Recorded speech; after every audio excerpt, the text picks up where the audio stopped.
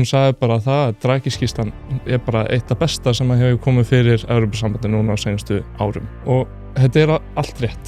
Bara samkeppnin ekki nógu góð eða samkeppnishæfi Evrópu ekki nógu góð en það sem skiptir máli að Evrópa að gera eitthvað í því. Það búið að setja núna 200 eða eitthvað aðgerðaráætlanir sem að eiga að koma þessu í lag. Ef við fylgjum eftir þessu þá trúi ég að Evrópa getur bara verið fremst þegar kemur að samkeppnishæfni í heiminum. Ég meina við erum að sjá hvað að gerast til dæmis í Kína. Þau eru að díla við krísu þar. Þau munu að vera 650 milljónir eftir fyrir árið 2100 líklega. Já.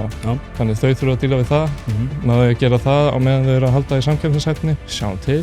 Ég held að Draghi-skýrslan sé bara einn af bestu hlutunum sem hefði getað komið fyrir Evrópu. Við þurftum bara svona, Evrópusambandið þurfti bara eitthvað svona spark í rassinn. Mér finnst svo fyndið að þú hafir eitt svona miklu pening í setupið og keypt 7.000 króna þrífætur. Við byrjum að drulla yfir það neitt. Takk fyrir þetta. Nei,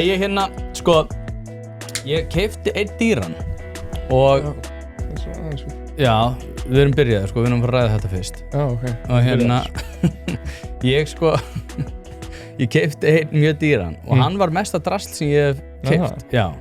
En ég fæ kannski ráðleggingar eftir það hvaða þrífætur ég ætti að vera með í hlaðvarpinu. Þetta að finna bara gamlan Liquid Head. Liquid Head? Er það betra? Það eru bara svona það hefðbundna í kvikmyndagerðinum. Já, þú ert náttúrulega kvikmyndaframleiðandi og Evrópu sinni. Þú ætla líka að reyna að sannfæra mig það að kjósa já í ágúst. Já, í ágúst. Í ágúst? Mér finnst það ég ætla að gefa ykkur það er geggja slókan. Það það sem við í ungum Evrópusinnum byrjuðum með, sko. Já, byrjuðu þið með þetta? Já. Þú ert sem sagt formaður ungur Evrópusinna. Já. Hvernig dast inn í þetta? Ég byrjaði, upprunalega byrjaði ég í Bandaríkjunum að hafa áhuga á pólitík, sko. Ég var í svona boarding school í Bandaríkjunum. Herbergisfélagi minn var bara svona mjög mikill makagæi, sko. Við reyfumst mjög mikið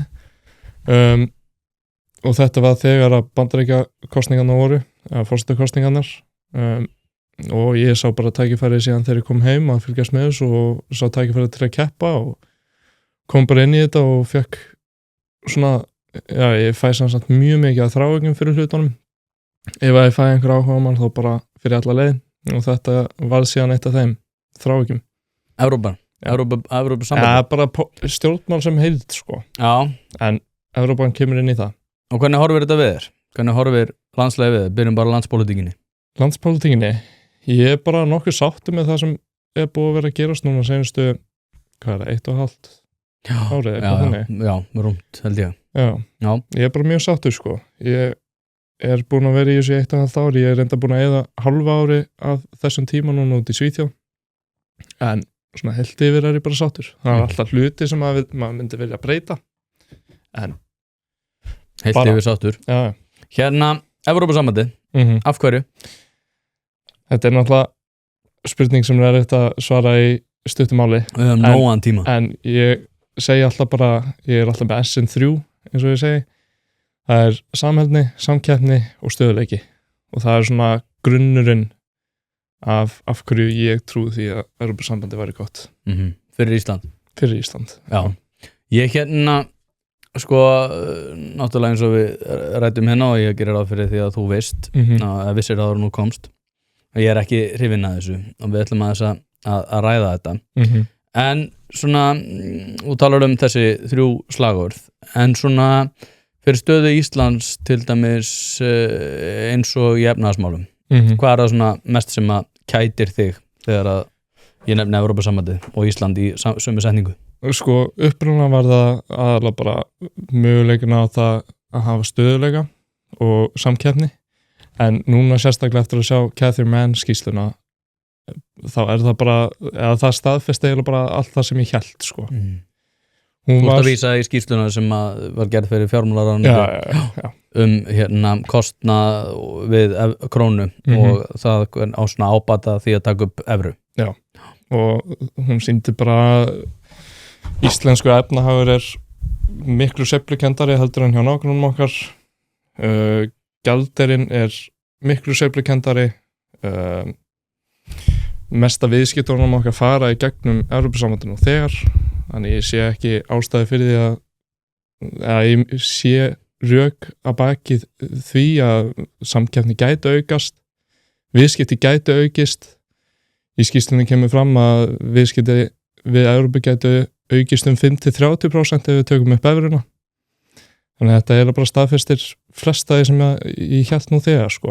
Og þetta var svolítið að fara að vera það sem fékk mig til að vera annarkvort all in eða svona svolítið að taka kannski ekki alveg sterk afstöðu. Ég las þessa skýrslu og hún svolítið áhugaverð sko. Ég reyndar sko út af því að það ekki tekið nákvæmlega fram hver niðurstaðan væri í sambandi við ábata og kostnaðargreiningu og margir hafa reyndar sett út af þessu skýrslu í samhengi við það að hún taki einmitt ekki þessa niðurstöðu og taki reyndar líka svolítið sérstök ár hrunsins með, en þegar að öll á botni hvolft þá hefur náttúrulega krónan verið stöðugri heldur en evran og það sem að ég svona setja eins svona spurningamerki við þegar fólk einmitt að segja þetta að sé einhvern veginn sjálfkrafa stöðuleiki út af evrunni, að þá eru frábæra bækur sem heita Crisis Cycle og Euro Tragedy, þar sem að þeir einmitt að ræða það hvernig sko evran hefur valdið því að ákveðin hagkerfi og það sérstaklega minni hagkerfi séu verri í stakk búin til þess að bregðast við staðbundnum áföllum og þá erum við náttúrulega að tala ríki sem eru á meginlandinu. Þegar við erum með okkar Ísland og til dæmis að við tökum bara Grindavík eða við tökum einhver svona staðbundin áföll, að þá væru við náttúrulega töluvert verri í stakk búin til þess að bregðast við slíkum áföllum út af þessum svona að vera með í rauninni eigin peningastefnu. Það líka eitt í þessu sko þegar fólk nefnir evruna og talar alltaf þetta sem sko að evran sé einhvers konar svona klettur í hafinu sem ekki að fara að hreyfast neitt, en núna þegar að samkeppnisstaða Evrópu eins og hún og Draghi-skýrslan náttúrulega sýnir fram á það, að þá værum við að setja okkur í samflot við gjaldmiðil sem að ekkert mjög bjartsýnar horfur svona fram á við. Hvernig myndir þú bregðast við þessum hugleiðingum? Sko, til að byrja með þetta með að það kemur ekki fram í skýrslunni, þá þetta náttúrulega skýrsla sem það sem að beðið þessa hagfræðinga að vera bara alveg hlutlausir. Það voru 4 erlendir hagfræðingar sem að voru bara fengnir til þess að setja hlutlaust mat á skýrsluna og setja bara staðreyndir, greiningar á borðið svo við getum síðan tekið ákvörðunina. Mér myndi finnast það mjög skrítið ef að þessar hagfræðingar hefðu sagt annarkvort evran betri eða krónan betri. Þeir voru bara að setja greiningar og staðreyndir á borðið svo við getum tekið þá ákvörðun. Ef við tölum síðan Draghi-skýrsluna sem mér finnst mjög skemmtilegt og ég hitti núna BT utanríkisráðherra Austurríkis seinustu viku. Spurði hann akkurat út í hennar skoðun á Draghi-skýrslunni og mér fannst hún gefa mjög skemmtilegt og mjög svona gott svar við þessu. Hún sagði bara það að Draghi-skýrslan bara eitt af besta sem að hefur komið fyrir Evrópusambandinu núna á seinustu árum. Og þetta allt rétt. Bara samkeppnin ekki nógu góð, eða samkeppnishæfi Evrópu ekki nógu góð. En það sem skiptir máli að Evrópa að gera eitthvað í því. Það búið að setja núna 200 eða eitthvað aðgerðaráætlanir sem að eiga að koma þessu í lag.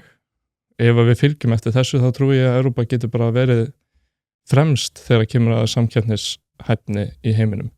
Ég meina við erum að sjá hvað að gerast til dæmis í Kína. Þau eru að díla við krísu þar. Þau munu að vera 650 milljónir eftir fyrir árið 2100 líklega. Já.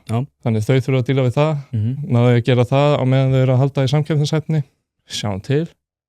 Ég held að Draghi-skýrslan sé bara einn af bestu hlutunum sem hefði getað komið fyrir Evrópu. Við þurftum bara svona Evrópusambandið þurfti bara eitthvað svona spark í rassinn Hlaðvarpið í samstarfi við fiskhúsið.is. Fiskhúsið.is heildverslun fyrir veitingamenn sem vilja það ferskasta og það besta fyrir sína kúnna. Hvort sem það fyrir veitingareksturinn, hótelreksturinn, mötuneytið eða hvað annað, þá ferðu inn á fiskhúsið.is til að sjá það gríðarlega úrval sem að strákarnir hafa upp á að bjóða. Ef að þú vilt hið ferskasta og hið besta, þá gerir þetta sjálfsögðu almennilega, ferðin á fiskhúsið.is. Það ekki til sú spurning sem að strákarnir hafa ekki svarið við, þannig enn og aftur fiskhúsið.is til að fá ferskasta og besta fiskinn á landinu. Já, ég bara hjartanlega sammálaður því að þetta sé gott plagg inn í stöðu Evrópu. Aftur á móti þá náttúrulega fer Draghi yfir þarna sínar svona athuganir varða þar hvernig Evrópa ætti að bregðast við og það áhyggjuefni út af fyrir sig og ég var með Birnu Ósk Einarsdóttir fyrir örskömmu.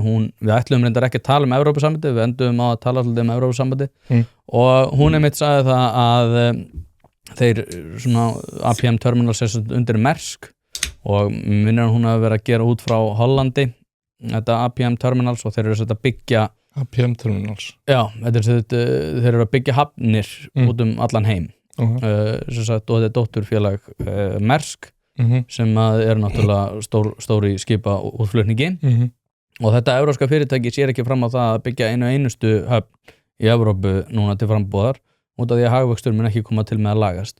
Og hún nefndi sérstaklega þar í þessu samhengi að sá lærdómur sem Evrópa hefur í rauninni lært á undanförnum árum varðar skýrsluna eins og Draghi og náttúrulega bara minnkandi samkeppnishæfni að þeir þurfa að regluvæða meira og þeir eru að bregðast við þessu vitlaust og þetta einmitt það sem að Draghi nefnir í skýrslunni að það þurfi að regluvæða meira til þess að takast á við þessi stöðuna.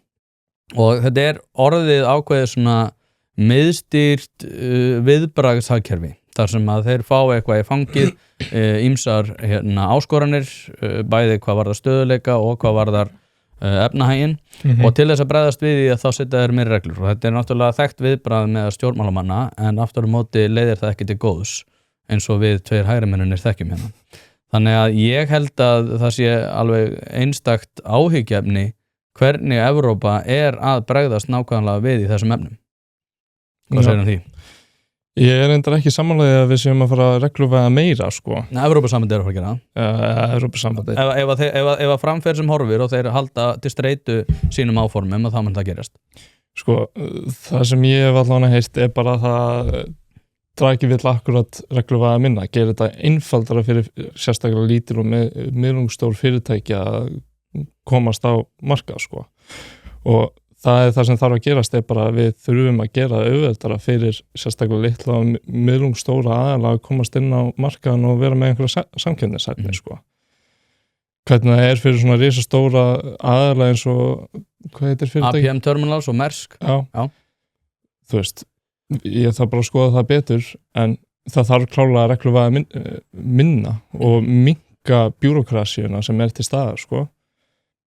En myndum við þá ekki alltaf huglega þetta í samhengi við það hvenær við ætlum að ganga inn í Evrópusambandið út af því ég hef náttúrulega hort á þetta, þú ert náttúrulega líka vart í framboði fyrir Viðreisn meðal annars og mér finnst rosalega skrítið allavega ef ég hef verið að setja upp leikjafræði prógram fyrir Viðreisn þá hef ég sagt lögum efnahaginn til að byrja með til þess að fá ákveðna staðfestingu að við séum starfinu vaksin varða það að ganga inn í Evrópusambandið. Það var ekkert eftirkall eftir því að ganga inn í Evrópusambandið fyrir kosningar. Við vorum ekkert að sitja á dagskrá. Núna höfum við 4 ár til þess að laga efnahaginn og svo getum við sett ef við fáum endurnýjað umboð Evrópusambandið á dagskrá. Þau hins vegar horfið á þannig að þau eru með 1 skot í byssunni. Ef þau fara ekki inn í Evrópusambandið núna þá eru þau ekkert að fara inn í Evrópusambandið. Og ég hef ekki verið andstæðingur Evrópusambandisins mjög lengi en aftur á móti tel ég það vera mjög ófýsilegt að ganga núna.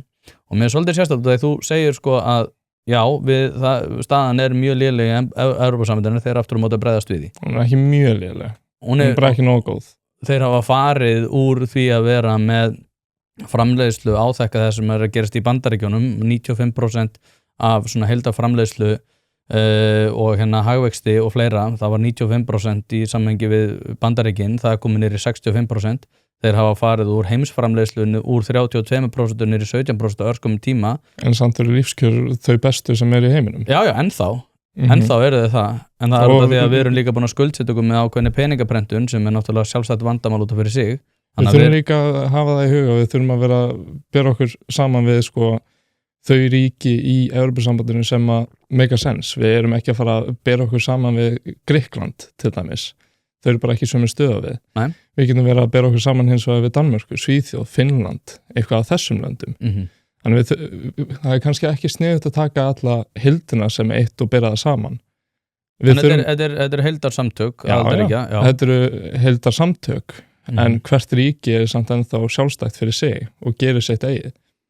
Já, og síðan var einhver annar punktur að hjá þér til að byrja með. Hvað það áttur ég með svar við því? Ég nefndi svo margt maður. Það var bæði samkeppnisstaðan, framleiðsla, heimilsframleiðsla. Þeir munu líklega að fara niður undir 10% af heimsframleiðslu. Rétt tímasetning. Já, það er líka. Þessi rök skil ég ekki alveg. Okay. Því að hvenær er rétti tíminn til þess að sækjum að þetta? Ekki núna. Út af því að staða Evrópusambandsins mjög vond og við myndum alltaf horfa til þess, þú segir hún sé að lífskjör séu góð og fleira, en staða Evrópusambandsins er töluvert verri. En eru það ekki betri samningastöðu? Já, ég meina það er sjónarmið. Kannski erum við betri samningsstöðu og við getum farið til Evrópusambandsins, þið eruð með allt niður ykkur hérna og þar að leiðandi ætlum við að fá góða samninga og undanþágur.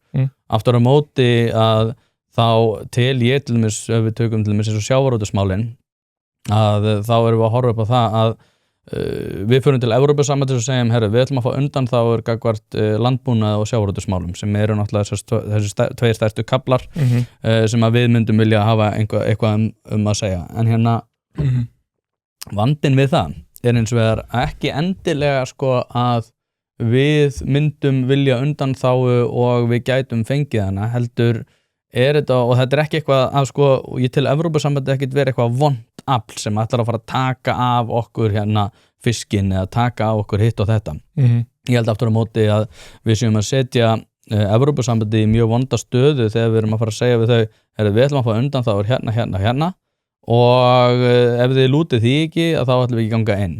Þeir eru aldrei að fara að samþykja það ekki út af því að þeir eru vondir, heldur út af því að þá eru náttúrulega fleiri ríki sem myndu fara að biðja áþekkar undanþágur fyrir sig og við sjáum nú bara eins og með Írana núna þeir voru að missa áratuga svona reynsluheimild í sínum sjávarútvegsmálum og þeir bara mistu það út af meirihluta atkvæðum.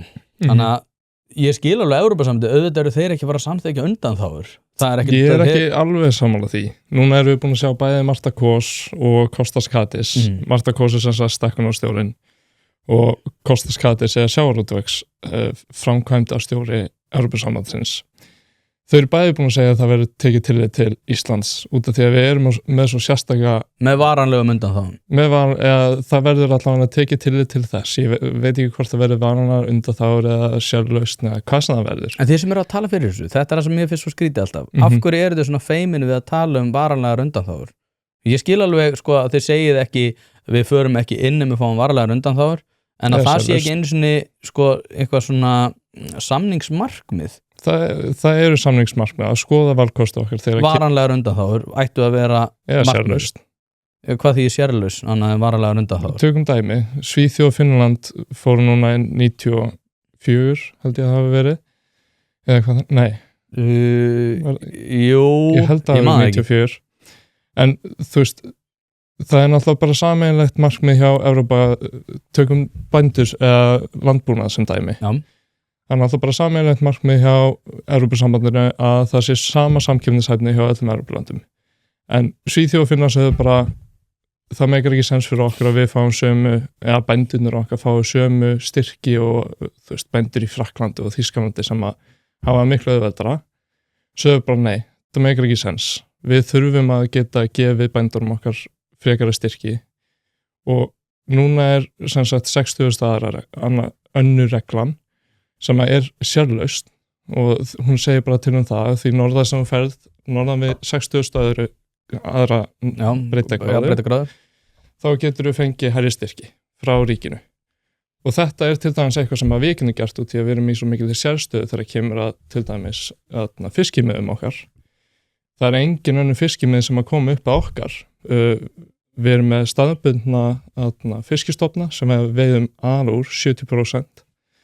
Síðan þurfum við að skoða hvernig það með makrílinn og allan annar flökkustofna, takk. Það náttúrulega deilum með Færeyjar og Noreg þegar kemur að því. En ég sé það ekki hvað að stoppa okkur allan frá því að fara í samningsviðræður. Skoða hvaða sjálflausnir við getum fengið. Við erum í sterkri samningastöðu núna. Af hverju ekki gera það núna? En við erum ekkert í svakalega góðri stöðu. Fyrir kosningar sagði Kristrún Frostadóttir sem náttúrulega vill ekki snerta á þessum Evrópusambandsumræðum með priki og þar held ég svolítið setur ykkur í svolítið vonda stöðu sem að tala fyrir Evrópusambandinu að forsætisráðherra vill ekki tala fyrir aðild og hún nema hún sé algjörlega krafin það að segja eitthvað Evrópusambandið að þá sleppur hún alveg að fjalla það sem að ég skil alveg út að hún ætlar ekki negið held ég orðið óumflýjanlegt núna í ágúst og þar af leiðandi vill hún ekki setja sinn pólitíska feril að veði út af því að það mun alltaf vera ákveðin áfellisdómur fyrir ríkisstjórnina ef að negið kemur í ágúst. En ef þú ert með stjörnu í rúðinni eða þarft að fara í gegnum einhvers konar bílrúðu athugun þá ferðu að sjálfsögðu á polsen.is. Ég prófaði þetta sjálfur, var með stjörnu í rúðinni og fekk bílinn eftir örskamma stund og málið dautt. Ofan á það að veita úrvalsþjónustu í þeim efnum getur þú einnig fundið hið ýmsa á vefverslun þar sem bæði eru seldir varahlutir, ljósabúnaður, ferðavörur fyrir bílinn, reiðhjólavörur, smurefni og margt fleira. Þannig að ef þú ert að drolla við viðhaldið eða bílrúðuskiptin þá mæli ég bara með því að þú hættir því, farir á polsen.is og letir klára málið í dag. Hlaðvarpið eins og þið vitið í samstarfi við harðfisksverslun Hrafnadals. Nú ég búinn að selja töluvert af þessum gæða harðfisk og hafa viðtökunar verið hreint út sagt ótrúlegar. Þetta valsað upp á gamla mátan, sjósaltað og kemur til þín ferskt. Nú býð ég bæði upp á ísu og steinbít sem kemur á roðinu alveg eins og þú vilt hafa hann, þurrkaðan að sjálfsögðu í vestfirsku fjallalofti og eins og ég segi viðbröðin hafa verið vonum framar þannig að ég þarf ekki einu sinni að vera í neinni væntingastjórnun. Sendu e-mail á hrafnadalur@proton.me en hlekkin og verðupplýsingar má einnig finna í lýsingu á þessum þætti. Ef við höldum okkur við þessi sjávarútvegsmál, ef að þetta svona skynsamlegt eins og þú varst að tala og við séum í svona góðri stöðu sem ég að við séum ekki út af því að eins og ég segi, Kristrún sagði fyrir kosningar að við þurftum að hafa alla, við þurftum að hafa atvinnurekendur, við þurftum að hafa stéttarfélögin, við þurftum að hafa bara alla stofnanir, mjög svona breiða sátt það að gangi í Evrópusambandið ef við ætlum að ganga þannig inn. Við erum augljóslega ekki með þessa breiðu sátt, atvinnulífið orðið mjög svona áskynjað það að rekstur sambandsins gangi verð og þar af leiðandi vilja þeir ekki ganga þannig inn. Þannig að en svo ég seti þetta bara í samhengi við samningsstöðu okkar. Í fyrsta lagi held ég að hún sé ekki góð, en jafnvel ef hún segjum að hún sé góð, tökum hinn þáttina þess út fyrir svega, segjum hún sé góð, ef að þetta á borðinu, að við séum í svona góðri stöðu núna og við getum sett þessi samningsmarkmið, af hverju þetta þá ekki bara sagt hreint út að við séum með þessi samningsmarkmið út af því að ég veit ekki... Það búið að segja. Nei, það ekki búið að segja að allir varanlegar undanþágur eða varanlegar sérlausnir verði eitt af samningsmarkmiðunum. Heldur þetta bara einhvern veginn, við förum hana út og sjáum hvað gerist. En ég vil alveg vita það ef ég að fara að segja já í ágúst, hvað nákvæmlega það sem ég að segja já við. Við erum alltaf að fara í samningsviðræður, við getum ekki sett á borðið bara strax. Þetta mun gerast, þetta mun gerast, þetta mun gerast. Nei, ekki þetta muni gerast, heldur að þetta sé markmið að þetta muni gerast. Já, það er búið að setja markmið. Það er búið að segja, ég meina, nefndarálit meirihluta í utanríkismálanefnd búin að setja saman markmiðin. Við ætlum að reyna að semja ákveðna hluti í sjávarútvegsmálum og landbúnaði. Þetta allt til staðar. Það sem við vitum ekki nákvæmlega hvernig þetta verður gert. Þetta svolítið munurinn á þessu, síðan getum við alltaf tala hvað ef þegar kemur að tímasetningu. við getum alltaf sagt núna er ekki rétti tíminn það aldrei fullkomin tími til þess að sækja annarkvort eru við í geggjaðri stöðu og Evrópa er í geggjaðri stöðu og þá erum við ekki með jafn góða samningastyrk eitthvað sem það kallast. Já, samningsstöðu. Já. Nei, einhvern veginn... Og síðan getur verið kannski ríkisstjórn sem að, þú veist, Framsókn og Sjálfstæðisflokkur og Viðreisn geta verið í ríkisstjórn akkurat þegar að besti tíminn er að sækja Við getum alltaf farið í þessu what ifs. Ég bara sé það ekki fyrir mér að þessi einhver fullkomin tími þannig af hverju ekki gera það núna. Nei, en hvað finnst þér þá út af því að mér varst það góður punktur hjá Kristrúnu þegar hún segir einmitt að þyrfti að vera mjög breið samstaða að vilja ganga til aðildarviðræðna við Evrópusambandið ef að það væri á borðinu. Það er augljóslega ekki fyrir hendi. Veðbankar sína til dæmis að neiið orðið töluvert líklegra heldur en jáið. Alltaf besta viðmið veðbankar. Ég hefur skoðað hérna veðbanka í samhengi við kosningar. Nei, það er ótrúlegt hvað þeir eru on the money oft en hérna, þeir allavega óað því hvort það sé gott viðmið eða ekki telja að það sé orðið mjög ólíklegt að já koma upp úr kossunum en ertu samt ekki sammála því já, tímasetningin er kannski aldrei fullkomin en er þetta besta tímasetningin þegar að Evrópusambandið er í ákveðnum svona breytingarfasa út af því að þeir þurfa að bregðast við ágöllum varðar það sem kemur til dæmis fram í drægiskýrslunni og við erum ekkert svakalega samstíga atvinnulífið er ekki með þessu stéttarfélögin er ekkert svakalega hrifin þessu þegar það var tvístruð Ég er ekki alveg sammála því að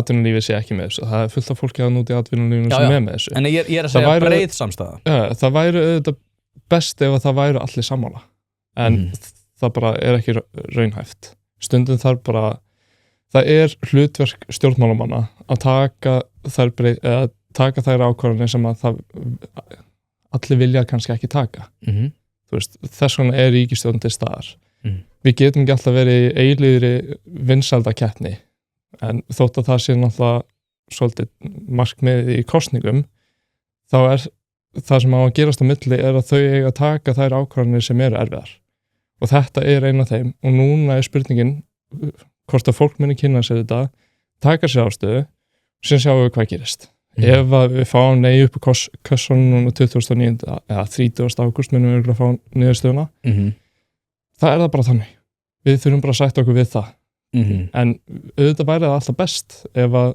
allir séu sammála en það bara er ekki þannig og verður aldrei Nei, ég er alveg ég er sammálaður að það sé ekki tækt að reka pólitíska stefnu ef hún þarf að sannfara hvern og einasta Íslendingu það að megi gera breytingar á sjálfsögðu ekki það er ekki sjálfbært en segjum svo við fáum já í ágúst og við farum til aðildarviðræðna hversu stóran meirihluta út af því að Kristrún sagði að þyrfti náttúrulega að vera breið sátt í svona mörgum lýðræðisríkjum þá er talað supermajority þar sem að það 2/3 að samþykja að taka stórvægilegar ákvarðanir eins og það að breyta stjórnarskrá og fleira sem við þyrftum náttúrulega að gera til þess að ganga í Evrópusambandið Eitt af þessum stóru skrám Já, hversu stóran meirihluta ef við myndum ganga þann inn telur að við þyrftum til þess að ganga inn í Evrópusambandið að loknum aðildarviðræðum Þetta er náttúrulega bara einhvers ég held að sé ekki eitthvað stærri lögum ég bara þekki þetta ekki nógu vel Nei, þetta er ekki íslensku lögum en ég segja svona ég held bara mitt persónulega ég myndi bara vilja sjá meirihluta bara einfalda meirihluta 50-50 Nei, bara 51% Í alvörunni? Mér finnst það ætti alltaf að vera bara meirihlutin sem að ræður ég sé það ekki að 67% Nei, það þurfti ekki endilega 67% 2/3 Já, ég veit hvað þið 2/3 en mér myndi alveg finnast eðlilegt að þið myndi leggja á borðið einhvers konar Þú þá frekar 55-45 En hefur ekkert, út af því að þetta kemur líka svolítið inn á sannfæringarkraft þeirra sem er að tala fyrir Evrópusambandinu út af því eins og ég segi ef að ég verð sannfærður það að ganga inn í Evrópusambandið sé betra fyrir okkur þá er ég til í að breytum skoðun og kjósa já í ágúst ég aftur á móti til að þetta sé ævintýralega vitlaus hugmynd einfallega út af því að samkeppnisstaða Evrópu er orðin jafn slæm og hún er þeir náttúrulega líka út af því að það hefur verið mikið til umræðu hérna útlendingamál náttúrulega svona breyta landslagi Evrópu alveg gríðarlega. Það eru núna flokkar sem eru orðnir, þú veist, AfD í Þýskalandi og Reform UK eða Restore Britain eins og hérna Robert Lowe sem náttúrulega ekki í Evrópusambandinu lengur. Nei, nákvæmlega, en ég að segja sko, svona stjórnmál í Evrópu stýrast svakalega mikið af útlendingamálum og það mjög líklegt að sko, stemmingin innan Evrópusambandis muni koma til með að breytast á næstu árum og þá tel ég til dæmis að Sigmundur Davíð geti fyrir að tala fyrir aðild eftir ekki svo langa tíma bara því að þetta fara að breytast í átt af því sem að miðflokkurinn meira að tala fyrir. Hefur ekkert áhyggjur af þessu? Sko, ég sé þetta þannig að ég ekki að hugsa út í þetta út frá því hvað gerist eftir 1 eða 2 eða 3 ár. Nei. Og við getum aldrei spáð almennilega fyrir því hvað gerist eftir 10 eða 20. Sérstaklega í dag, maður? Sérstaklega í dag. Ég hugsa þetta út frá því, sko, hvernig þetta verður fyrir börnin mín. Ég vil fara inn í Evrópusambandið og því ég held að til lengri tíma verður þetta gott. Ef það verður eitthvað svona tímabil þar sem Sigmundur Davíð fyrir að tala fyrir þetta þá verður þú bara ánægð bara, nei, ég verður auðvitað ekki ánægður á því tímabili en ég held að til lengdar verður þetta gott fyrir okkur sko. Síðan getur maður aldrei vita hvort að einhverjir hægri populískir flokkar taki við, það væri náttúrulega bara martröð fyrir mig en eða ef að sósíalista myndi taka við. Myndur þú satt áfram vera ánægður vilja að ganga inn? Segjum sér svo að bara AfD og Marine Le Pen og fleiri væru yfir Evrópusambandinu, væri þú bara, já, ég vil ganga inn út af því að það kemur á stöðuleika hvort evru og krónu. Væri ég glaður? Nei. En myndur þú vilja ganga inn? Fattar? Myndi ég vilja ganga inn í dag? Já. Nei, ég er ekki að segja það. Ég er að segja, ef að AfD og fleiri flokkar... Það spyrir mig hvort á þeim tíma væri ég glaður með það ákvörðun sem við tókum í dag. Nei, myndir þú vilja ganga inn í Evrópusambandið á þeim tímapunkti? Nei, kannski ekki, en það er aldrei fullkominn tími. Nei, ég skil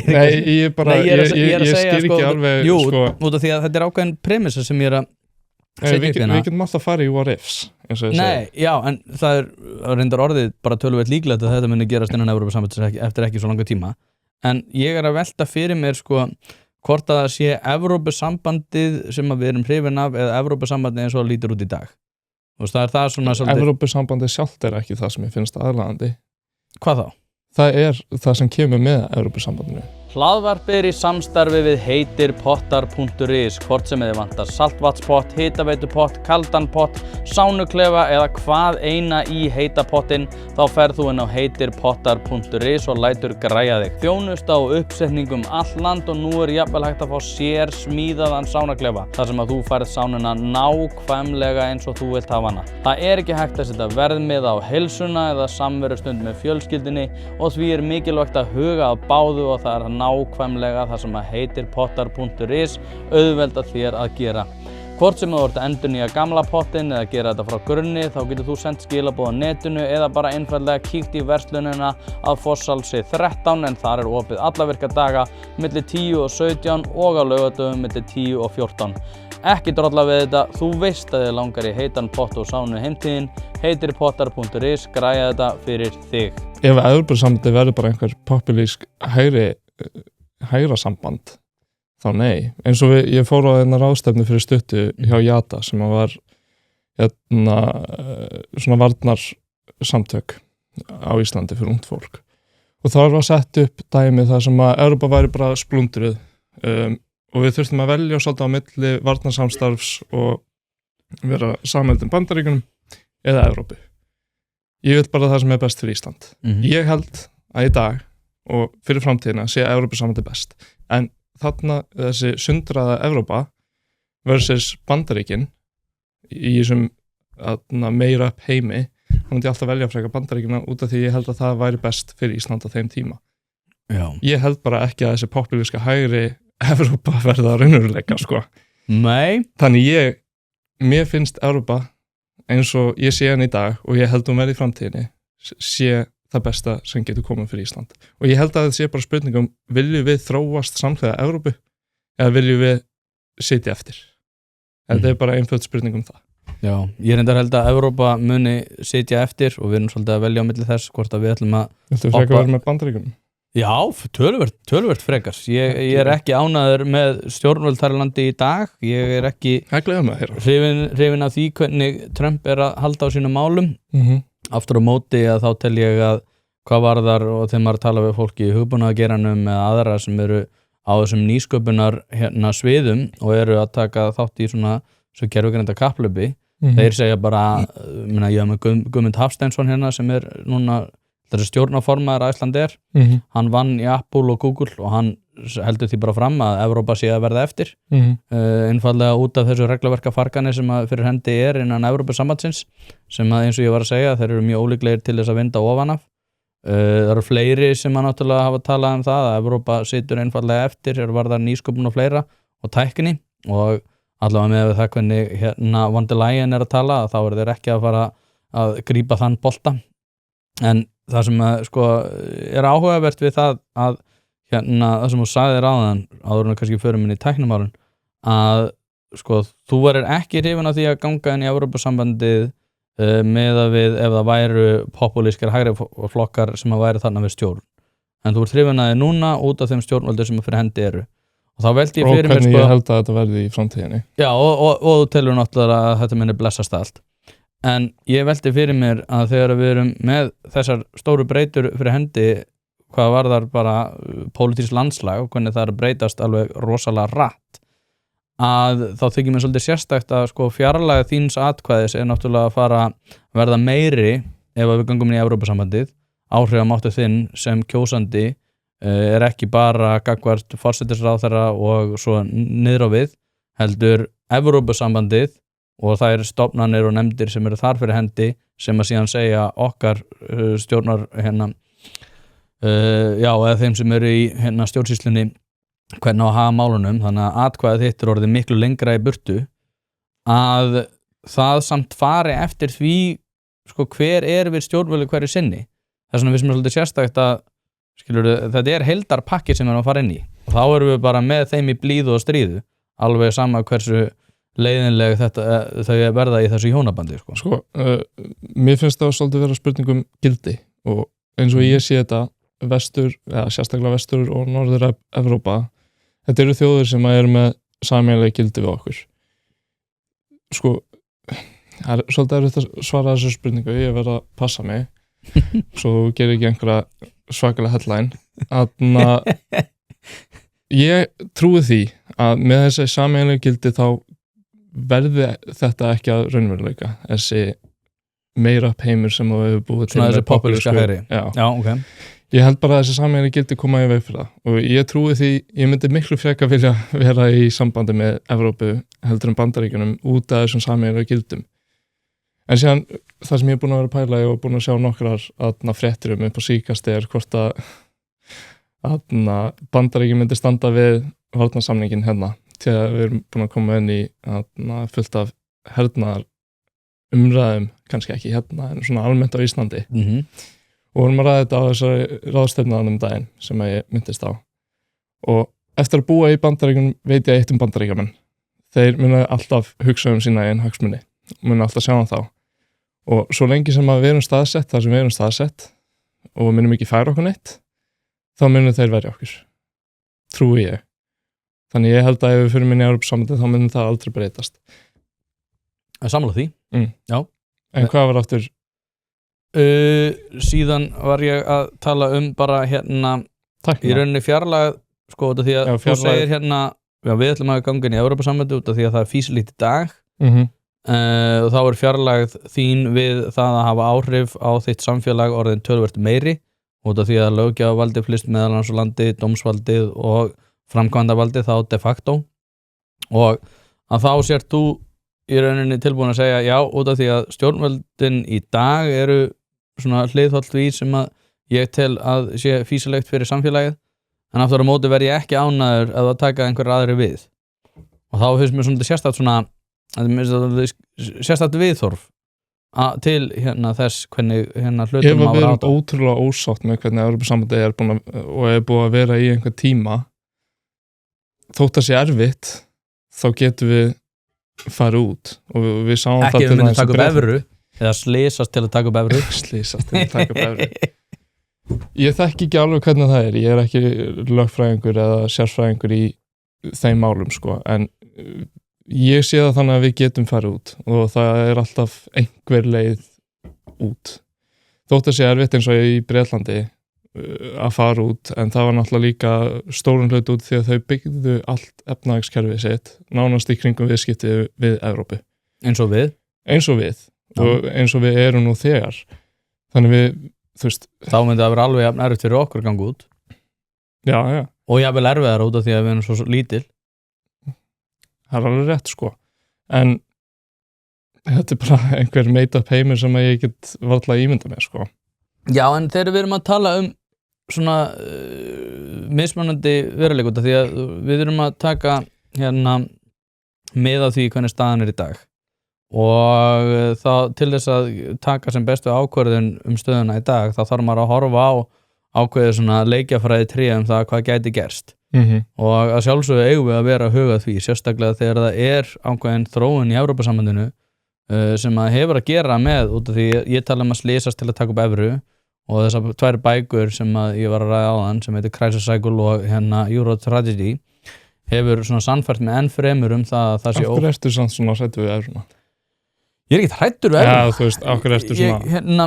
Út af því að ég til bara að ég sé upplýstur evruna og evran náttúrulega hefur valdið því til þess að stýrivaxta ákvarðanir í Portugal. Ég talaði það allir með sig, ég var flakki í Porto, að þá voru gríðarlega mikið af svona svæðum sem að væru mjög gróðursum til rekstrar í Porto, bara miðpunkti Porto, að þá eru fullt af svæðum þannig sem eru bara í niðurníðslu og ég fór að velta því fyrir mig bara, já, ég meina þeir eru alveg með frekar lága stýrivexti, þeir geta tekið svona umþabilsina en ákvarðanir, hvað ætla að sé sem að valdi því að þeir eru ekki tilbúinu til þess að ganga í rekstur og þá staðan einfaldlega þannig að ríki sem eru smærri og þurfa að taka og fátækari, fátækari en þurfa samt sem áður að taka svona staðbundnar ákvarðanir það hvað best hverju sinni fyrir sig að þá evran ekki góð til þess.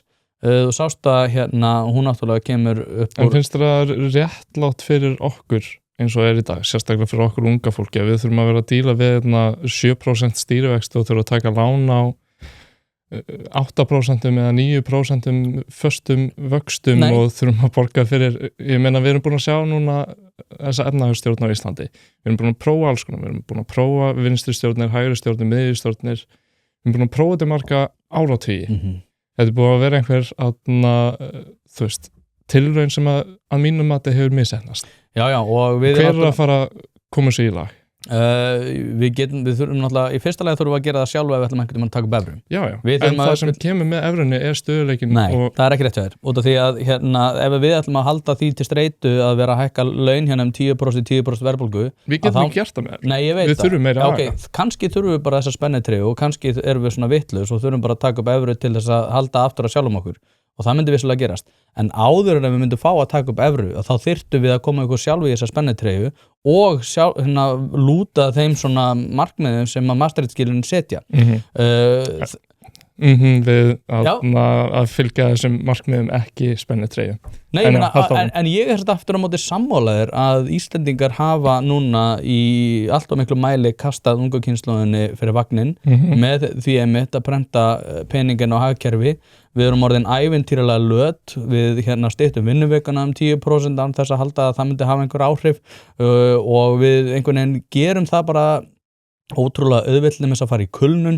Við erum orðin stjarnfræðilega löt og það náttúrulega að fara að hafa áhrif á unga fólki sem reynda líka að haga sér eins og trúðar. Þeir eru bara súsi sósíal og eru að kaupa sér einhverja heilalausa hluti og fara í Balíferðir og væla svo yfir því að fá ekki nægan húsnæðisstuðning. Við erum alveg búin að kasta bæði unga fólkinu undir vagnin með því að vera ævintýralega löt, prenta peningana á hagkerfi en líka segja með ungt fólk að þú munt einhvern veginn eiga allt skilið og þú munt þessi sæti krútlegi krakki sem átt bara að vera að fara til Bali og átt að vera að taka þér einhverja heilalösa gráðu og vera einhvern veginn að lifa einhverju svona súsi sósíal lífi og fara í flöskuborð og fleira en svo áttu líka skilið að fá húsnæði. Þú átt ekkert skilið að fá húsnæði, þú þarft að vinna sjálfur fyrir því. Við eigum það skilið að eiga allan á sensunum, það ekki réttlátt fyrir okkur að þurfa að eyða 3 sinnum upphæðinni í það að borga niður lán. Sammálaður. Og mér finnst þú tala Sushi Social og allt það út af því að fyrir svona 3 vikum Sá Sushi Social? Nei. Pilsa ekki eins þegar hún ekki frá bæjarins bestu pilsum. Það vita það allir sem að hlusta á þetta hlaðvarp að þegar þú ert að fá þér pilsu þá ertu í grunninn að horfa á tvenns konar upplifanir. Það annarkvort svo ánægja sem fylgir því að vera að borða bæjarins bestu pilsu eða svo vonsvikni sem að fylgir því að vera að borða pilsu sem ekki frá bæjarins bestu pilsum. Og það vita það í rauninni allir að það þessar 2 upplifanir sem við erum að horfa upp á þegar við erum að fá okkur pilsu. Því mæli ég með því að þú skellir þessu hlaðvarp í eyrun, farir á næsta sölustað og fá þér tvíhlaupu ásamt einhverju góðu að drekka. Fyrir svona 3 vikum sá ég vídeo frá þér þar sem varst að tala unga fólki og hversu lötuð værum og við ættum ekki að vera að hlusta á unga fólkið hefur líka eitthvað tíma sagt. Ég ætla að gera svar við þið sko. Ég ætla að posta TikTok-vídeó og gera svar. Þú gerði það ekki? Ég manna ekki, ég held að ég hef glemt því. En mér finnst það ótrúlega fyndið viðhorf. Þetta rata unga fólk. Það ekki sammála mér? Ég menna, ég horf bara á mig sjálfan, mér finnst ég alls ekki vera latur. Nei, en þetta ekki sammála mér því samt að ungt fólk sé latar í dag heldur en það var fyrir ekki svo löngu. Ég veit ekki hvernig það var fyrir löngu. Ég fættist hérna fyrir 21 ári, ég veit ekki hvernig það var fyrir þann tíma. Þá var fólk byrjað að vinna í kringu 13 ára aldurinn. Sama hér. Já, ok. Og fullt af fólki í kringum mig byrjaði líka á þeim aldri. Já, en aftur á móti þá allt annars konar viðhorf gagnvart í hvaða skuldbindingar þú hefur gagnvart þínu eigin samfélagi. Og við erum með ungt fólk sem að fjalla með Sushi Social sem að fólki hefði ekki dottið í hug fyrir svona 15 árum síðan. Fólki hefði ekki dottið í hug að vera að lifa örugglega á þeim tíma, en ég held að flest ungt fólk sé ekki einu svona búast við því að fá einhverja styrki frá ríkinu og fá einhvern stuðning. Eina sem við erum að biðja til dæmis með Evrópusambandinu að eiga tækifærin og það sem ég sé með Evrópusambandi að við fáum þessi tækifæri. Við erum að fá vonandi meiri stöðuleika, þú ert ósammála því sem ég skil ekki alveg út því að Catherine Mann skýrslan sýnir bara það. Hún segir það, hún sýnir ekki, hún tekur ekki, hún kemst ekki að niðurstöðu. Nei, en hún segir ekki beint evran betri eða the euro is better, en hún sýnir okkur ákveðna staðreyndir og ákveðna greiningar sem að gefa það í skyn og meira þess að ára ástöfninu þar sem að var rætt þessa skýrslu þá sagði Catherine Mann að krónan væri eina ástæðan fyrir því að íslensku efnahag svona óstöður. En krónan hefur verið stöður heldur en evran undanfarnum árum. Hversu mörg ár? 2-3? Nei, alveg síðan 2015 held ég. Síðan 2009? Nei, ekki síðan 2009. Ég að fara að halda á sem ég setja. Síðan 2009 hefur fjármagnsflæði inn og út á landinu verið 3-4 sinnum óstöðara. Ef þú skoðar skýrsluna, ég held að það hafi verið á blaðsíðu 38 eitthvað. Það ekki við graf með við hinn á Norðurlöndin og þá gjaldmiðla sem þau eru með. Norska krónan, sænska krónan, evran í Finnlandi og danska krónan sem náttúrulega bundið við evruna. Þar sjáum við að íslenska krónan ég held hún hafi verið 3 eða 4,5 sinnum óstöðari heldur hinn ekki. Þetta bara þetta eykur áhættu fyrir íslensk fyrirtæki á heimili svo mikið þetta kemur í veg fyrir það að erlend fyrirtæki komið og sé með almennilega samkeppni á Íslandi eins og til dæmis með banka. Það engin banki að fara að koma til landsins, stíla með svona háar upphæðir og vera með þennan óstöðuleika og þessa áhættu. Já, ég skil þessa ályktun hjá þér og ég skil reyndar alveg að þetta komið fram í skýrslunni líka, en þetta skortir ákveðina bara þekkingu á peningamagskenningum sem að byggir á því að ef það auki framboð á tilteknum hlut þá ólíklega að þú getur selt hann fyrir sama verð. Sama gildir með peninga. Ef það stórkostlega miklu fjármagni dælt inn á hagkerfi sem að getur ekki tekið við í og ekki í samhengi við þann hagvöxt sem að fyrir hendi að það var sjálfsögðu myndast óstöðuleiki. Þannig að já, ég alveg sammálaður að ef við myndum koma okkur í þessu spennitreyju að þá væri það betra, en við þurfum aftur á móti ekki evru til þess að hafa viti fyrir sjálfum okkur. Og í öðru lagi... Nei, við erum ekki búin að því. Nei, ég veit það. Af hverju erum við ekki búin að því? Út af því að við köllum húsnæði mannréttindi og við segjum að það sé ekkert mál að þið opinbera bara dæli inn peningum og við getum bara hækka skatta. Þú veist, verðmat okkar á til dæmis eins og vinnuafli og öðrum aðföngum hefur orðið bara fyrir stórkostlegum hnekkjum undanförnum árum þar sem að til dæmis að ráða fólki í vinnu. Ég núna búin að vera í sjálfstæðan rekstri í einhver tíma og það að koma einhvernum á launaskrá bara það heimskulegasta skref sem ég get nokkuð tíma tekið. Það ekki út af því að verðmat mitt á þeim einstakling sem að fyrir hendi eitthvað bjagað. Það að ég get mörg kvikmyndafyrirtæki að fara á hausinn. Nákvæmlega. Það ertu sammála mér. Ég alveg sammálaður fyrir þessum efnahagsrökum, en ég held að koma samt sem að stöðuleiki og að tækifæri sérstaklega fyrir okkur ungt fólk með Evrópusambandinu. Evrópusambandinu myndi ekki laga það hvernig við höfum okkar peningamálum endilega, nema það myndi náttúrulega koma okkur spenntri. Nei, en þegar við erum búin að sjá alls konar fólk stjórna efnahaginum okkar, ég meina fólki sem að berjast gegn þessu núna búið að stjórna efnahaginum, þau segja af hverju gerum við þetta ekki sjálf, af hverju gerir þú þetta ekki? Þú veist, við erum búin að sammála hana. Við erum búin að sjá Sigmund Davíð vera við stjórn, við erum búin að sjá alla þessa flokka vera við stjórn. Þau eru ekki búin að laga þetta, það enginn búin að laga þetta. Efnahagsmálin þetta tóku kipp upp á við þegar Sigmundur Davíð var hérna. Það verður ekki tekið á honum. Hann samt ekki búin að laga þetta. Hann lagaði ekki grunn vandan. Nei, ég alveg sammálaður það, en þar erum við líka samt að tala ákveðin vanda varðar það að stéttarfélögin og atvinnulífið eru búin að setja okkur svolítið á hliðina hvað varðar peningaprentun og launahækkanir. Launahækkanir allt of háar. Já. En sem reynda fólk ekki alveg saman með Nei, en þetta náttúrulega bara að ýta undir verðbólgu og við þurfum meira að aga. Ef að, þú veist, tökum dæmi, vinstri stjórn kemst við völd. Hvað ætlum við að gera til þess að passa upp að hann aga? Ekki neitt. Passa upp á hvað segirðu? Passa upp á hann að þessi ægi sé til staðar. Já. Við erum ekki að fara að ná því. Við þurfum að breyta kerfinu þannig að þessi ægi sé, að ríkisstjórnin sé neyddur til þess að halda þessum aga. Eina sem við erum að gera með því að breytum gjaldmiðil að við erum að taka eitt verkfæri úr verkfærakistunni. Og það þessi felling gjaldeyrins. En finnst þér þetta að vera góð söluvara á hálfu Evrópusinna að við séum bara of vitlaus til að halda utan okkar peningastefnu? Ég held að það sé mjög mikið að stjórnmálafólki sem of vitlaust. Ég alveg sammálaður þar. En aftur á móti þá ekki góð söluvara frá ykkar sjónarmiði.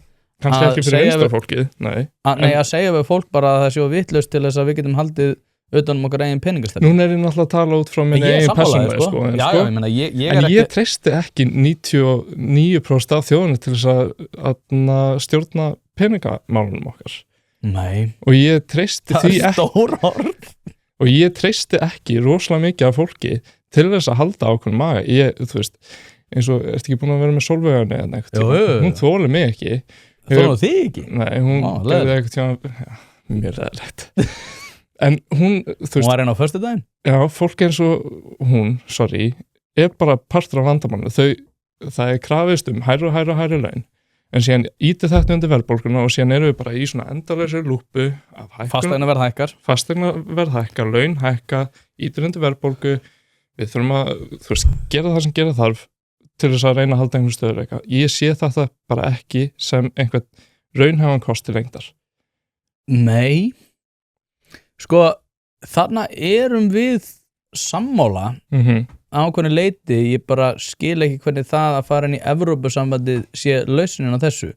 Viltu að halda áfram sama? Ég vil ekki halda þessu með peningastefnu, en ég aftur á móti vil heldur ekki taka upp gjaldmiðil sem í samfloti við þjóðir sem að muni koma til með að sjá lækkandi hagvöxt á næstu árum. Það svolítið vandinn út frá mínum bæjandur séð. Atvinnuleysi mun líka óumflýjanlega aukast mikið, sérstaklega ungu fólki ef við gangum hana inn, út af því að við getum ekki tekist á við þann þau mál sem að fylgja því ef við myndum til dæmis taka upp evru voru reynda líka gangi inn í Evrópusambandið. Þetta myndi náttúrulega valda ákveðnum bara straumhvörfum á ýmsum sviðum og ég Ertu þá að tala eins og til dæmis að Spáni að atvinnuleysi sé hátt og allt þetta? Til dæmis. Hvernig þetta tengt Íslandi? Þetta tengt Evrópusambandinu? Evrópusambandinu sem heild, en við getum, eins og ég er búin að segja oft, við erum í samfloti við Evrópusambandið. Þetta er efnahagssamband, við erum ekki að taka akkurat sömu löggjöf og við getum ekki verið og allir aðrir. Ef við færum inn í Evrópusambandið þá varum við að taka inn allar sömu löggjöf. Ekki, parti til. Við erum ennþá með. Nei, við myndum taka upp allt varðar regluverk Evrópusambandins. Þegar það kemur að regluverki efnahagssambands eða Evrópusambandsins.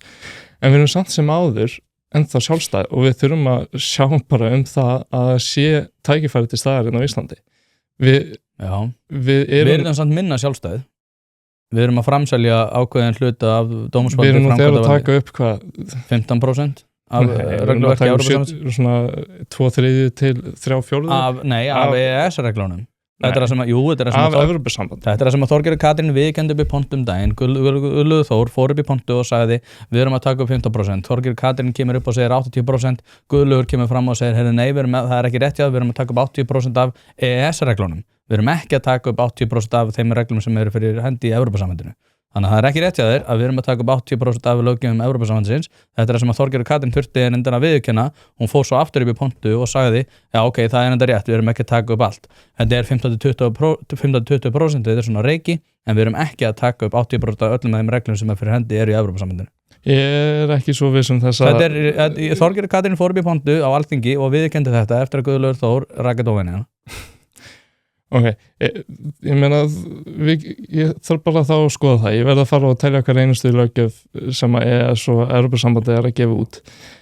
En grunnurinn er ennþá sami. Ég er ekki svo viss að atvinnuleysi mun hækka einhver 10% þótt að við göngum inn í Evrópusambandið. Ég held að þetta frekar auki tækifæri, sérstaklega fyrir okkur ungt fólk, að fá atvinnu. Ég meina það er í Catherine Mann skýrslunni talað það að erlend viðskipti geta aukist 5-30% á næstu 10 árum.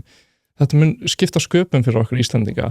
Þetta mun örugglega skapa frekar heldur en að fækka störfum.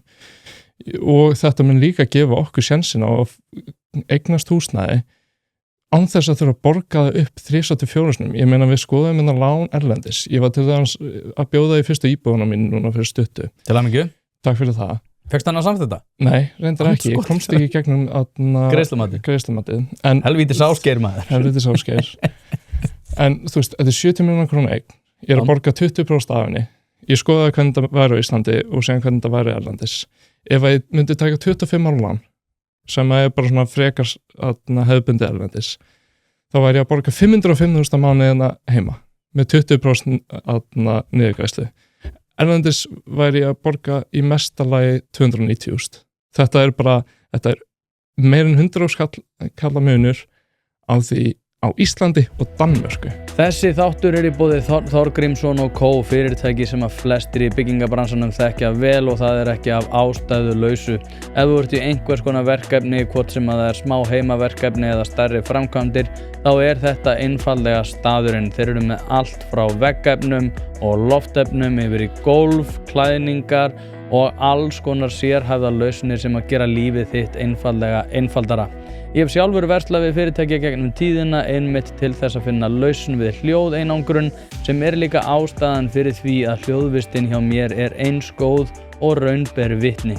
En það sem að kannski skiptir mestu máli er að þegar þú rennur við í Ármúla 29 þá færð þú alvöru ráðgjöf, ekki bara einhverja vöru, heldur hjálp við að velja það sem er rétt fyrir þig hverju sinni. Eins og segi, staðsettir í Ármúla 29 í Reykjavík en senda allt land. Mjög þægilegt, kíktu á thco.is eða thorco.is og skoðaðu úrvalið. Ég var að skoða þetta ekki með við Grikkland, ekki með við Spán, ekki með við Portugal. Ég var að bera okkur saman við ríkustu löndin í Evrópu. Og munurinn er svona mikill. Og ég held að þetta muni vera raunveruleikinn ef við göngum inn í Evrópusambandið. Þetta verður ekki raunveruleikinn á morgun, ekki hinn, mögulega ekki eftir 2 ár, en svona verður þetta kannski eftir 10-20 ár. Vonandi muni krakkarnir mínir í framtíðinni geta nýtt sér þessi tækifæri. Ég er sammálaður þannig. Ég tel að svo verðskynsriðlun sem hefur fylgt því að kalla húsnæði mannréttindi sem hann alltaf heilalausasta slagur sem að ég veit út af því að það er ekkert sem að býr til meiri skort á einhverju vöru eða þjónustu eins og að kalla það mannréttindi út af því að þá náttúrulega bara verður minna af því fyrir hendi. En ég er sammálaður. Þú ert ekki sammálaður ríkið að þetta vera að borga húsnæði fyrir fólk? Nei, þú? Þetta er svo magna líka. Þú veist, fólkið sem að byggði Brákaborg, ég var að fara yfir gamla skýrslu það í október árið 2024 kom fram að Brákaborg ætti að vera tilbúin í Brákaborg? Það er leikskólinn sem er byggður fyrir 3,2 milljarða. Þeim tókst að fara 16 sinnum fram úr áætlun. Þetta átti að upphaflega að kosta 200 milljónir og er komið upp í 3,2 milljarða and counting. Þetta er ekki einu sinni búið. Og þetta fólk er byrjað að samfara okkur. Já, og svo ætlum við að byggja húsnæði fyrir fólk. Ég held líka að við fyrir að byggja húsnæði fyrir fólk, það erum við bara að fara að búa til favelas eins og í Ríó, sko. Við erum bara að fara að búa til einhver gettó þegar ríkið er að fara að reyna að spara eins mikið að við geta. Hvar, segir þau? Ef við fyrir að byggja húsnæði fyrir fólk út í þetta eru mannréttind og gefa þeim, heilalaust, sko. Það er bara að fara að vera ódýrasta húsnæði heim og við erum að fara að búa til bara eitthvað drasl, sko.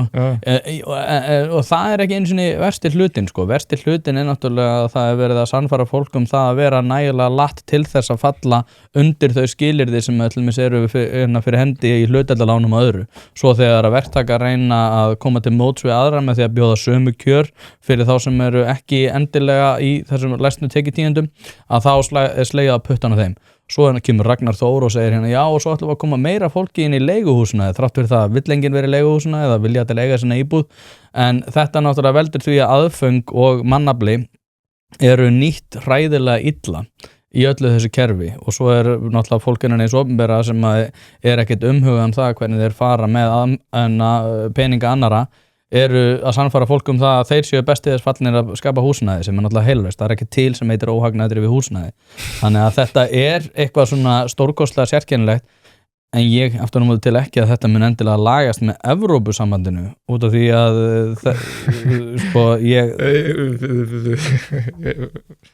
Ertu þá að tala hvað mun ekki lagast? Áform okkar það hvernig húsnæði er byggt. Ef þú vilt húsnæði þá þarftu mann sem að kann að búa til húsnæði eða menn og þú þarft einhvers konar aðföng. Húsnæði mun ekki lagast og magnaðu húsnæði mun ekki lagast, en lánin sem við getum tekið og sá kostnaði sem við munum borga af þessu húsnæði. Sko, vandamáli er ekki í raun og veru verðið á húsnæði, heldur vextinni til lengri tíma. Það er fáránlegt að þurfa eina ástæðan fyrir að vera að borga húsnæði okkur tilbaka 3-4 sinnum er ekki út af því að húsnæði kostar 70 milljónir. Nei, það er peningamagn í umferð búið að aukast stórkostlega. Já, og vextirnir eru, þú veist, við erum að taka 40 ára lán á 8% vextum. En af hverju þurfa þessar lánastofnunir að gera ráð fyrir því? Ég meina, lífeyrissjóðunir standa frekar vel hvað varðar peninga. Af hverju geta þeir ekki búið betri kjör? Var alltaf að tala þessar lánastofnunir, bankarnir. Ég held að séu 18 lánastofnunir sem eru að veita fólki kjör. Það er ekki lang flestir húsnæðislána frá bankanum. Mjög margir hjá lífeyrissjóðunum líka. Já. Einhverja prósentur, en ég veit ekki hversu hátt hlutfall þetta er, en ég man sérstaklega þegar í 2021-2023 svona hækkuninni á fasteignum, þá voru vel flestir held ég fannir að halla sér að lífeyrissjóðunum. Ég þori ekki að fullera það, en það eru mjög margir sem taka líka á lífeyrissjóðunum og þeir bjóða betri kjör.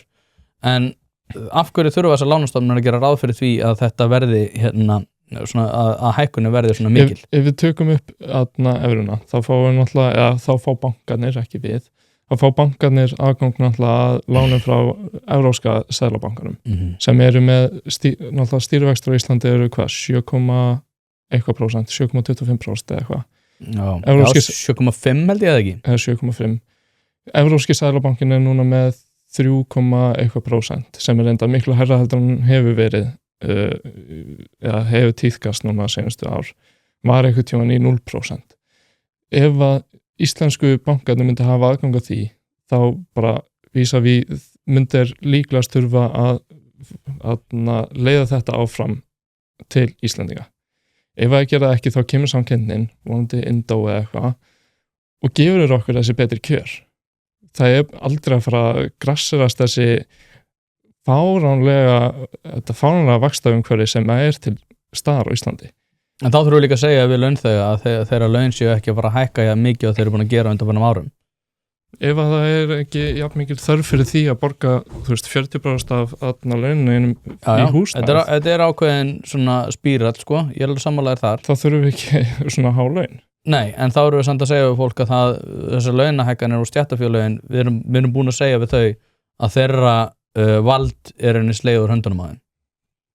Og svo við þurfum að fara til ASÍ og segja, þið eruð ekki að fara að hafa þau tæki og tól sem að þið hafi haft og launþegarnir er að gera ráð fyrir því að þetta verði alfarið bundið við peningaprentun Seðlabankans í Evrópu en ekki hérlandis. Er það ekki? Ég meina það fýsilegt, en ég meina þá þarf líka bara að koma reynd út og segja það að stéttarfélögin verða ekki með sömu tæki og tól sko ég þekki ekki starfsemi stéttarfélagana alveg nógu vel. Nei, en þú sér þetta alveg í hendi. Já, en ég sé þetta kannski ekki sem mikinn ókost. Nei, ég sammála, það er kosturinn, en við þurfum að segja, þú veist, það eru fólk sem ósammála okkur, sem eru svona vinstra megin í tilverunni, sem eru á þeim buxunum að launþegar eigi að hafa stærri hlutdeild út úr fyrirtækjunum heldur en að hafa haft, og eins og Drífa Snædal í þetta slagorð árið 2017 hafi verið eitthvað kringum að nóg til og þeir eru ennþá á þeim buxunum að það sé nóg til. Ég er sammálaður að við höfum að taka þetta tæki af þeim, en kannski ekki alveg, en við þurfum að vera miklu agaðari. Með Evrópusambandinu værum við að taka þetta af þeim. Með evrunni. Ég þekki þetta ekki alveg nógu vel. Ég þú ekki að fullera neitt ef við kemur að við getum alltaf ekki bara að prenta inn evrur inn á hagkerfi. Við getum það ekki. En þú veist, ég er kannski alveg sammálaður og við þurfum kannski að segja það, en er það minnstaður? Já, ef þú ert að tala fyrir þessu. Ég er að tala fyrir aðalda Evrópusambandinu. Ég þarf ekki að gefa út allar upplýsingar sem til staðar. Nei, ég veit það.